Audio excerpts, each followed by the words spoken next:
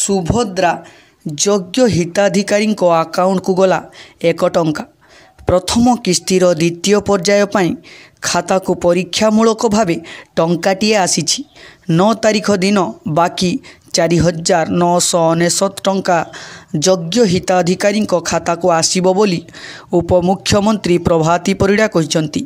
ପ୍ରଥମତମ କିସ୍ତିର ଦ୍ୱିତୀୟ ପର୍ଯ୍ୟାୟ ସୁଭଦ୍ରା ଟଙ୍କାର ସୋମବାର ବ୍ୟାଙ୍କ ଖାତାକୁ ଆସିବ ବୋଲି ବଡ଼ ସୂଚନା ଦେଇଥିଲେ ଉପମୁଖ୍ୟମନ୍ତ୍ରୀ। ସେ କହିଥିବା କଥା ସତରେ ପରିଣତ ହୋଇଛି। ଖାତାକୁ ଟଙ୍କାଟିଏ ଆସିଯାଇଛି। ତେବେ ଆସନ୍ତା 9 ତାରିଖରେ ଯୋଗ୍ୟ ହିତାଧିକାରୀଙ୍କୁ ସୁଭଦ୍ରା ଟଙ୍କା ଦିଆଯିବ ବୋଲି ମଧ୍ୟ ଉପମୁଖ୍ୟମନ୍ତ୍ରୀ ଘୋଷଣା କରିଛନ୍ତି। ଆଜି ସୁଦ୍ଧା 1 କୋଟି ମହିଳାଙ୍କ ଆବେଦନ ପୂରଣ ହୋଇପାରେ।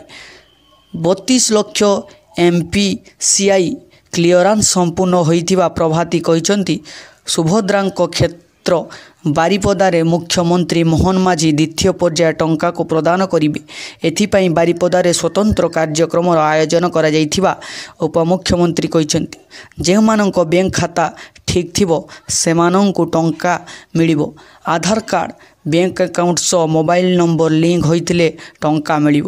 ସୁଭଦ୍ରା ଯୋଜନାରେ ସାମିଲ ହେବାକୁ ନିୟମାବଳୀକୁ ପୂରଣ କରୁଥିବା ମଧ୍ୟ ଦରକାର ବୋଲି ଉପମୁଖ୍ୟମନ୍ତ୍ରୀ କହିଛନ୍ତି। ମହିଳାମାନେ ସଶକ୍ତ ହେଲେ ଓଡ଼ିଶାର ବିକାଶ ହେବ। ମହିଳାଙ୍କର ଶକ୍ତି ଓ ସାମର୍ଥ୍ୟ ରାଜ୍ୟ ବିକାଶର ମୂଳମନ୍ତ୍ର।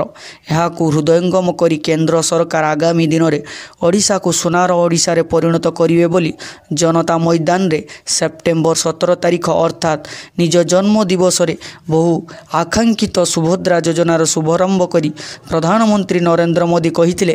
ଏହି ଅବସରରେ ପ୍ରଧାନମନ୍ତ୍ରୀ ସୁଇଷ୍ଟିପି ରାଜ୍ୟର 25 ଲକ୍ଷ 11 ଜଣ ମହିଳାଙ୍କ ଖାତାକୁ ପ୍ରଥମ କିସ୍ତି ସୁଭଦ୍ରା ସହାୟତା ରାଶି ପ୍ରଦାନ କରିଥିଲେ। ଯୋଜନାରେ 1 କୋଟିରୁ ଉର୍ଦ୍ଧ୍ୱ ମହିଳାଙ୍କୁ 50,000 ଟଙ୍କା ପ୍ରଦାନ କରାଯିବ। କିଛି ମହିଳାଙ୍କ ଆକାଉଣ୍ଟକୁ ପ୍ରଥମ କିସ୍ତି ଟଙ୍କା ଆସିନଥିଲା। ପୁଣି ଆବେଦନ କରିଥିବା ମହିଳାଙ୍କ ଆକାଉଣ୍ଟକୁ ସୁଭଦ୍ରା ଯୋଜନାର ଦ୍ୱିତୀୟ ପର୍ଯ୍ୟାୟର ପ୍ରଥମ କିସ୍ତି ଟଙ୍କା ପାଇଁ ପରୀକ୍ଷାମୂଳକ ଭାବେ ଆଜି ପୁଣି 1 ଟଙ୍କା ଆକାଉଣ୍ଟକୁ ଯିବ ବୋଲି ମୁଖ୍ୟମନ୍ତ୍ରୀ କହିଛନ୍ତି। ତେବେ ଯେଉଁ ଯୋଗ୍ୟ ହିତାଧିକାରୀ ଏବେ ବି ବାଦ ପଡ଼ିବେ ସେମାନେ ହତୋତ୍ସାହିତ ନ ହୋଇ ମାର୍ଚ୍ଚ 8 ତାରିଖ ସୁଦ୍ଧା ସେମାନଙ୍କୁ ଟଙ୍କା ପ୍ରଦାନ କରାଯିବ ବୋଲି ଉପମୁଖ୍ୟମନ୍ତ୍ରୀ ପ୍ରତିଶ୍ରୁତି ମଧ୍ୟ ଦେଇଛନ୍ତି।